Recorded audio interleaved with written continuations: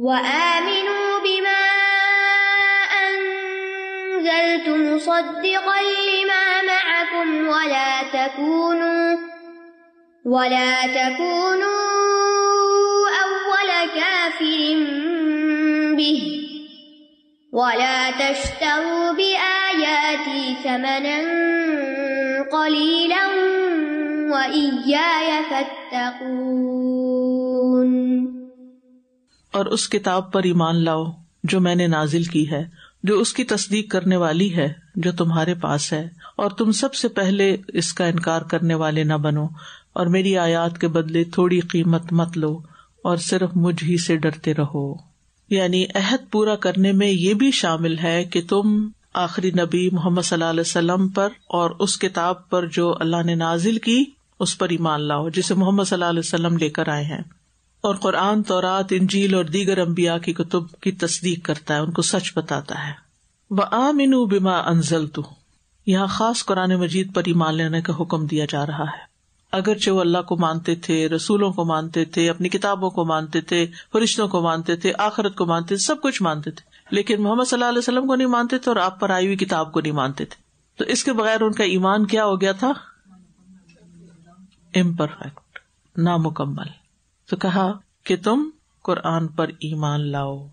اس میں خاص خطاب بنی اسرائیل سے اور عام خطاب ہم سب سے ہے، دنیا کے سب انسانوں سے، کہ کسی کا بھی ایمان مکمل نہیں ہوتا جب تک کہ وہ محمد صلی اللہ علیہ وسلم پر اور قرآن پر ایمان نہیں لاتا۔ تو اہل کتاب کو اس کتاب پر ایمان لانے کا حکم سورۃ النساء کی آیت نمبر 47 میں بھی دیا گیا۔ یا ایھا الذین اوتوا الکتاب آمنوا بما نزلنا مصدقا لما معکم من قبل ان نطمس وجوہا فنردها علی ادبارها۔ اے لوگوں جنہیں کتاب دی گئی ہے اس پر ایمان لاؤ جو ہم نے نازل کیا ہے، اس کی تصدیق کرنے والا جو تمہارے پاس ہے، یعنی تمہاری کتابوں کی یہ قرآن تصدیق کرتا ہے۔ اور یہ ایک حقیقت ہے کہ قرآن پر ایمان لائے بغیر کوئی بھی مومن نہیں کہلا سکتا، کیونکہ یہ ہدایت کا سورس ہے، اور اگر اس کو چھوڑ دے انسان تو پھر وہ رسی اس کے ہاتھ سے چھوٹ جاتی ہے۔ کیونکہ کل بھی ہم نے پڑھا تھا نا، فَإِمَّا يَأْتِيَنَّكُم مِّنِّي هُدًى فَمَن تَبِعَ هُدَايَ فَلَا خَوْفٌ عَلَيْهِمْ وَلَا هُمْ يَحْزَنُونَ۔ اگر میری طرف سے تمہارے پاس کوئی ہدایت آئے اللہ کی طرف سے، اور وہ ہدایت کیا؟ ذَلِكَ الْكِتَابُ لَا رَيْبَ فِيهِ هُدًى لِّلْمُتَّقِينَ، تو اشارہ قرآن کی طرف ہے۔ فَمَن تَبِعَ هُدَايَ مراد کیا؟ جو میری اس کتاب کی پیروی کرے گا، فَلَا خَوْفٌ عَلَيْهِمْ وَلَا هُمْ يَحْزَنُونَ، یہ دل میں اترے گا، دل میں جگہ بنائے گا تو آہستہ آہستہ خوف اور غم اور سب کچھ نکلتا چلا جائے گا۔ دنیا میں بھی، آخرت کی جنت سے پہلے ایک جنت دنیا میں بھی ہے، اور وہ ہے دل کی خوشی، دل کا اطمینان، دل کی راحت، دل کا سکون، اور وہ اس کتاب سے حاصل ہوتا ہے، کیونکہ یہ شفاء لما فی الصدور ہے۔ جو ہمارے سینوں کے اندر گھٹن اور غم ہے نا، جو پریشانی اور ڈپریشن ہے، آج بچے کو لاحق ہو گیا ہے، کیونکہ ہم نے انہیں ساری دنیا کی چیزیں لا کے دے دی، ہر طرح کے کھلونا دے دیا، لیکن ایمان نہیں دیا اس طرح جیسے دینا چاہیے۔ ان کی ہر خواہش پوری کر دی، لیکن جو ان بیچاروں کی اصل ضرورت تھی دین، وہ نہیں دیا، لہٰذا وہ سب کچھ ہوتے ہوئے بھی اندر سے خوش نہیں ہے۔ کیوں ٹین ایجرز، ینگسٹرز ڈرگس کی طرف جاتے ہیں؟ کیونکہ اندر سے خالی ہیں، اندر سکون نہیں ہے۔ تو بہرحال یہ قرآن کوئی اس معنی میں نئی کتاب نہیں کہ یہ پچھلی کتابوں کو چھوڑ کر کوئی نیا فلسفہ پیش کر رہی ہے، مصدقا لما معکم، جو تمہارے پاس ہے اس کی تصدیق کرتی ہے۔ ولا تکونوا اول کافر بہ، تو تم اس کے ساتھ سب سے پہلے انکاری نہ بنو، یعنی رسول اور قرآن کا انکار کرنے والے نہ بنو۔ اب یہ پہلے کافر کیوں کہا گیا، حالانکہ اس سے پہلے قریش مکہ میں کفر کر چکے تھے؟ تو ہجرت کے بعد مدینہ میں تو بنی اسرائیل کے پاس تو سیکنڈ لیول پر آ رہا ہے نا حکم، تو پہلے کیوں کہا گیا؟ یعنی پہلے سے مراد یہ ہے کہ جلدی نہ کرو، آگے مت بڑھو اس کے انکار کرنے کے لیے، یعنی اس کا یہ مطلب نہیں کہ دنیا میں سب سے پہلے انہوں نے انکار کیا تھا، اس سے پہلے انکار کر چکے تھے۔ مطلب یہ ہے کہ تم اہل کتاب ہو اور باقی لوگ تو امی ہیں، تم تو کتابوں کو جانتے ہو کہ کتاب کیسی ہوتی ہے، اگر تم نے انکار کر دیا تو باقی لوگ تو تمہارے پیچھے چلے گئے اور ان کا بھی گناہ تم پر پڑے گا۔ نبی صلی اللہ علیہ وسلم نے فرمایا تھا، اگر مجھ پر یہودیوں کے 10 بڑے عالم ایمان لے آئیں تو روئے زمین کا ہر یہودی مجھ پر ایمان لے آئے گا۔ ان کے علماء میں سے اگر 10 عالم بھی محمد صلی اللہ علیہ وسلم پر ایمان لے آئیں تو باقی سب ان کو فالو کر لیں گے۔ تو ان کے علماء سے ایک طرح سے خطاب ہے کہ تم لیڈ کر رہے ہو، تم آگے ہو، تم انکار نہ کرو ورنہ پیچھے والے سارے انکار کر دیں گے. وَلَا تَشْتَرُوا بِآيَاتِي ثَمَنًا قَلِيلًا، اور میری آیات کے بدلے تھوڑی قیمت نہ لو. یعنی کہنے کا مطلب یہ ہے کہ جو چیز تمہیں ایمان لانے سے روک رہی ہے وہ کیا ہے؟ دنیا کے فائدے، دنیا کا مال. لہذا دنیا کی خاطر اپنی آخرت مت بیچو. اور یہ ثمنًا قلیلا، دنیا میں جو بھی نعمتیں ہیں نا وہ کم ہی ہے.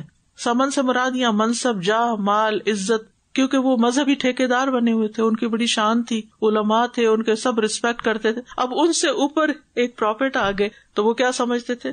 یہ وہی والا مسئلہ ہو گیا جو ابلیس کو ہوا تھا، کیونکہ فرشتے تو عبادت کے لیے مکلف نہیں تھے، ابلیس مکلف تھا اور اس نے عبادت کر کر کے فرشتوں کا مقام حاصل کر لیا. اب اس کو یہ ہوا کہ اچھا میں اتنا بڑا عبادت گزار، مجھے کہا جا رہا ہے کہ تم آج پیدا ہونے والے اس انسان کے آگے جھکو. اب یہاں ان کے ذہن میں کیا تھا؟ ہم سب سے زیادہ مذہبی لوگ ہیں، ہم اسکالرز ہیں، ہم بہت بڑی شخصیتیں ہیں، ہمیں کہا جا رہا ہے پروفٹ کے آگے جھک جاؤ، سجدہ نہیں لیکن اس کی بات مان لو. یہ ناممکن ہے، یہ نہیں ہو سکتا. ضد میں آ گئے، حسد میں لوگ ہمیں چھوڑ کے ان کے پیچھے لگ جائیں گے. ہم تو جدی پشتی عالم ہیں اور یہ نبی بنی اسرائیل میں سے چکے نہیں آئے، عربوں میں سے ہیں، لہذا ان کو ہم نہیں مان سکتے. تو دنیا کے حقیر فائدوں کی خاطر دین کا سودا کرنے والے، یعنی اپنے دین کو بیچ دینے والے اور دین سے نکل جانے والے، اور ویسے بھی ان کی ایک عادت تھی کہ لوگوں سے مال لے کے ان کی مرضی کے فتوے دیتے تھے، اس کی طرف بھی اشارہ ہے. سورۃ البقرہ کی 79 آیت میں اس کی وضاحت آئے گی. فَوَيْلٌ لِّلَّذِينَ يَكْتُبُونَ الْكِتَابَ بِأَيْدِيهِمْ ثُمَّ يَقُولُونَ هَٰذَا مِنْ عِندِ اللَّهِ. ہلاکت ہے ان کے لیے جو کتاب کو اپنے ہاتھوں سے لکھتے ہوئے کہتے ہیں اللہ کی طرف سے. باتیں اپنی ہوتی ہیں اور اللہ کا نام لگا کے بتاتے ہیں. تو آیات کو تھوڑی قیمت میں بیچنے والے کون ہیں؟ جو حلال کو حرام، حرام کو حلال کر دیتے ہیں دنیاوی فائدوں کے لیے، لوگوں کو خوش کرنے کے لیے حرام کو حلال بنا کے پیش کر دیتے ہیں. یہاں تک کہ سود تک کو لوگ حلال کر دیتے ہیں.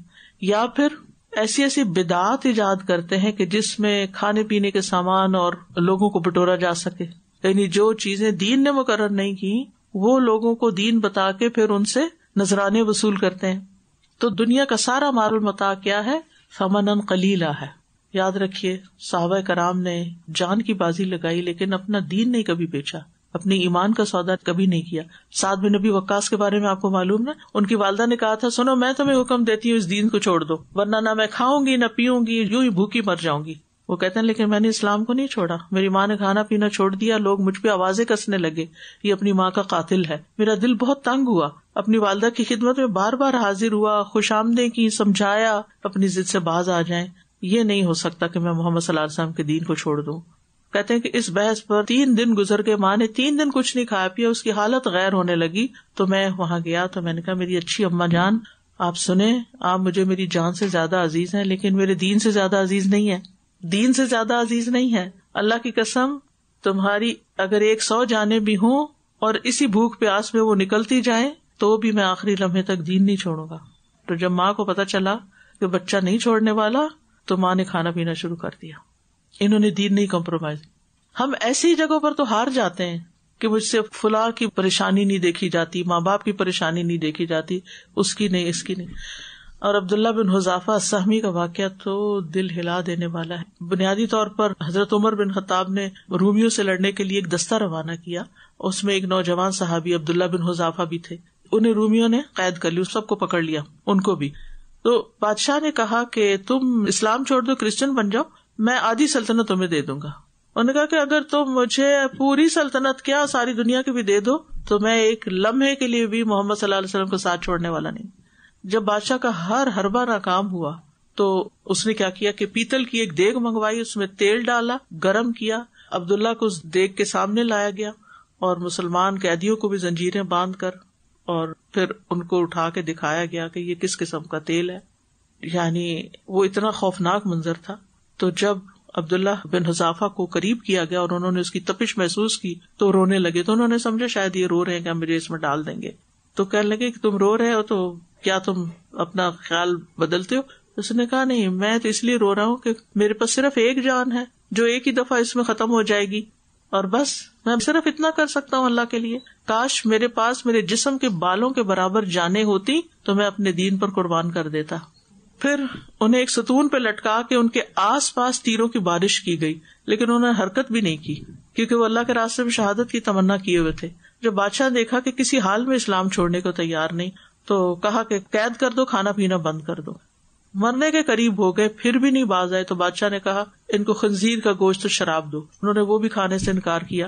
تو بادشاہ نے کہا اچھا اس کو بلاؤ اور کہا کہ تم میرے ماتھے پہ ایک بوسہ دے دو تو میں تمہیں آزاد کر دوں گا. تو انہوں نے کہا کہ میں اس شرط پر بوسہ دوں گا کہ میرے ساتھ میرے سارے قیدیوں کو آزاد کیا جائے. تو اس نے کہا ٹھیک ہے. تو انہوں نے بوسہ دیا اور آزاد ہو کے چلے گئے واپس حضرت عمر کے پاس. جب حضرت عمر کے پاس پہنچے اور انہیں اس بات کی خبر ہوئی تو انہوں نے کہا جتنے لوگ مجلس میں تھے کہ ہر ایک اٹھے اور عبداللہ کی پیشانی پہ بوسہ دے. یعنی کہ انہوں نے ایک مثال قائم کر دی. یہ ایک دو مثالیں، اس کے علاوہ بلال کے ساتھ کیا ہوا، سب کچھ قربان کیا، دین نہیں چھوڑا. آج آپ دیکھیں ہم مسلمانوں کی حالت کیا ہے.